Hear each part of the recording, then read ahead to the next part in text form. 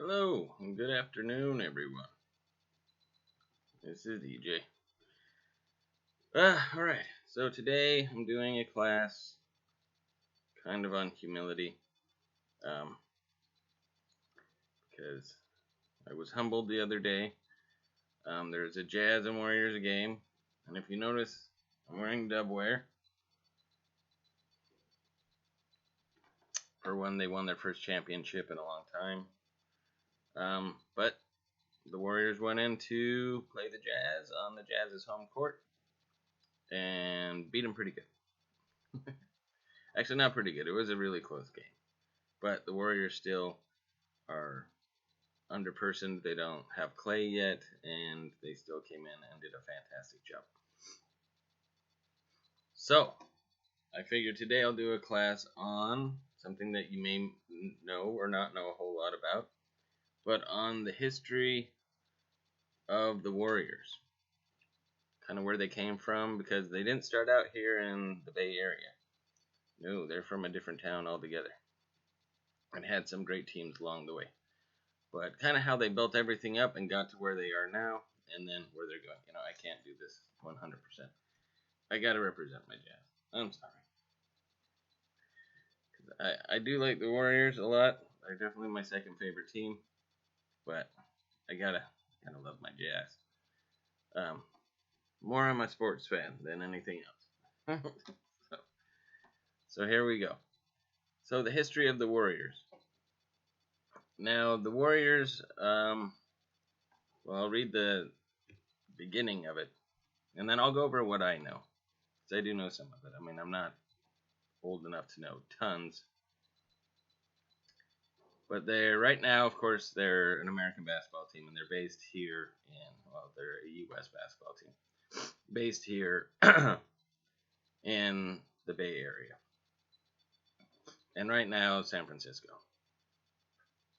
And the Warriors have won 5 NBA championships in 1956, 1975, 2015, 2017, and 2018. So I think this is the 2015 shirt. And of course, then they should have repeated. They were really close. It should be 6 championships, but well, LeBron James messed that up. And they won one Basketball Association of America title in 1947, which was the BAA. So originally the Warriors were founded in 1946, and they were not the Golden State Warriors. They weren't the San Francisco Warriors, the Oakland Warriors. They were an East Coast team. They were the Philadelphia Warriors.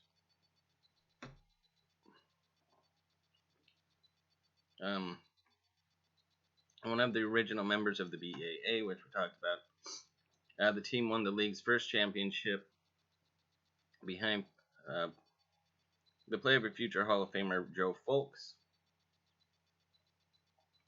And they lost in the next season, and in 1949 they'd be part of the NBA. So the BAA merged with the National Basketball League, the NBL, which then became the National Basketball Association.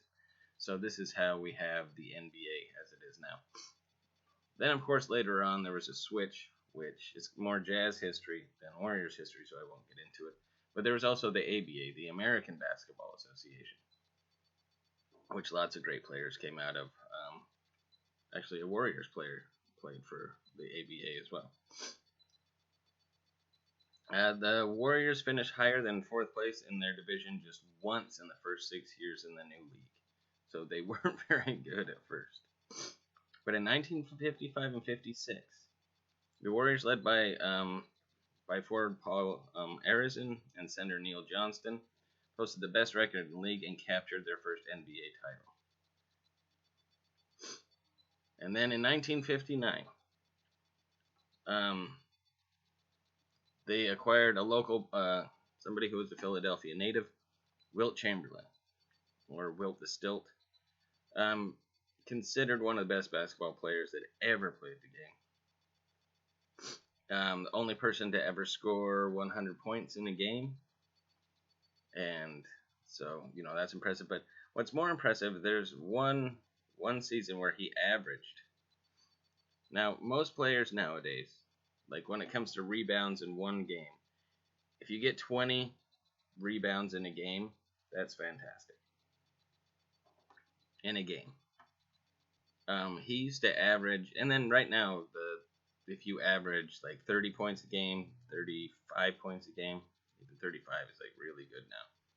You're considered fantastic.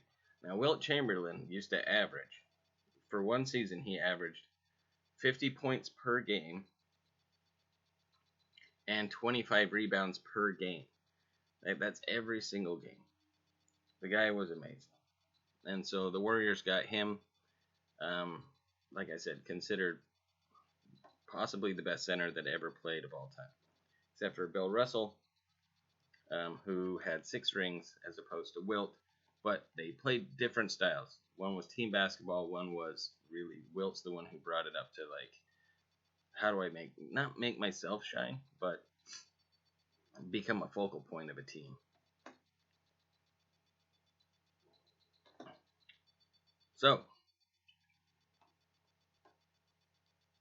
a group of San Francisco Bay Area investors pushed the franchise after the 1961-62 season and moved the team, which became known then as the San Francisco Warriors. So they stayed in Philly for a little while. I mean, since 1946. And then, so a good 14, 15 years. The Warriors reached the NBA Finals in 1964 with a team dominated by Chamberlain, and in 1967 with a substantially rebuilt squad that forward featured Rick Barry, center Nate Thurmond, great player, and Rick Barry is the one who came out of the ABA. And forward Jeff Mullins, only to lose on each occasion. Barry, who had led the league in scoring in 1966 and 67, became one of the 5 stars to leave the NBA for the upstart ABA. And signed with the next year. So former Warriors players Al Attles took over the team's head coach during the 1969-70 season. Now, here's the thing. I hope that you like basketball. And he proceeded to lead the franchise for all part of 14 seasons. In 1971, the franchise, which had been experiencing years of disappointing financial return, relocated across the East Bay to Oakland. So San Francisco is too expensive. I'm sure that the Giants were a little more popular. And then changed its name to what we have now, the Golden State Warriors. In 74-75, the Warriors, led again by Rick Barry, upset the Washington Bullets in the NBA Finals, and Attles became the first African-American full-time head coach to win an NBA title, which is a great piece of history. Bill Russell, who one of the greatest players of all time, had 11 championships, more rings than fingers. I don't think any single player has that many, but he did win a championship as an African American, but he was player coach, so he played as well as coached the team and won a title, which is, to me, is more impressive. But I don't know. But it's Bill Russell. The guy's amazing. After returning to the postseason in each of the following 2 years, the Warriors fell off, and then in the late 80s, Don Nelson took over. I don't know, they all called it Nelly Ball, where it was just this really fast-paced sort of game that people hadn't seen before. And, it's just like run the ball. And instead of playing big guys all the time, he would just play smaller positions, which is kind of how the NBA is now. It's changed a bit, but it's still pretty much, Don Nelson's the one who came up with it. Unfortunately, Don Nelson never won a championship, but he did, and they called it Run TMC, which is a reference to the rap group Run DMC. But they had Tim Hardaway, the UTEP two-step, just one of his dribble moves, and Chris Mullin. But let's see. There's one part I have to let you know about. So he stopped coaching Nelson around 94, 95, and then came back. And then returned the Warriors to 2006 and 2007, and the team made its first trip to the playoffs in 13 years that season. So that's not too long ago. By becoming the first 8th seed, lowest seeded team to defeat a top seeded team in a 7-game post series by eliminating the Dallas Mavericks. So the Warriors came in with the worst record, and they played the team in the West with the best record, which is always what happens now. Like, whoever has the worst record plays the number 1 seed.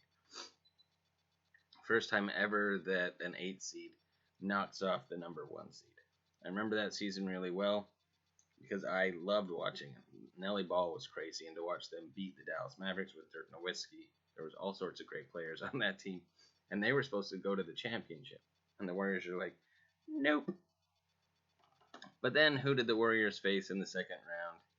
None but my own Utah Jazz, and the Jazz took them out. So, yeah. I have to remember that. Okay, but then, of course, Steph Curry joins the team in 2013. And Coach Herter joins the team in 2014 and 15.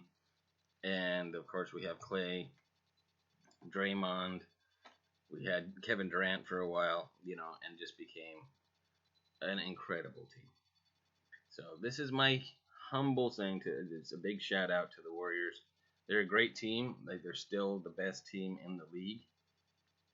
The Jazz are one of the only teams I see that could possibly beat them. And they still don't have Clay, but Clay's coming back soon. And once that's up and rolling, watch out, everybody. So I'm sorry if you're not a huge NBA fan, but this is a shout out to the Warriors. I mean, this is Bay Area pride. And I do really like the Warriors, but if you ever go to a Warriors game and they're playing the Jazz, you don't want to be sitting next to me because I'm the guy that will be rooting for the Jazz wholeheartedly the whole time. And still loving the Warriors and the way they play basketball. But I'll be rooting for my Jazz. But anyway, this has been your day in Warrior history. And again, the Warriors are a great team. So all the people that I may have offended at some point along the way by saying go Jazz, still go Jazz. But, Dub Nation, powerful, and they're very, very good basketball players. Alright, well, peace, and I'll talk to you all later.